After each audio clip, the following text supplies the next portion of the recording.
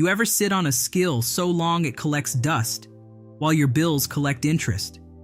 We've been taught to chase jobs, titles, and degrees, but slept on the most valuable thing we already have, a skill set with income potential. Stability doesn't just come from the economy. It comes from knowing that no matter what happens, you can bet on you. You're not broke. You're backed by skill. You're not stuck. You're stacking tools. You just haven't built the system to turn that into income yet. Here's your power move. Treat your skill like currency, because it is. Try this quick exercise. List 3 skills you're good at that people ask you about. Now ask, how can I teach it, offer it, or package it into something valuable? Your skill is a paycheck waiting for permission. Security isn't found, it's created through resourcefulness.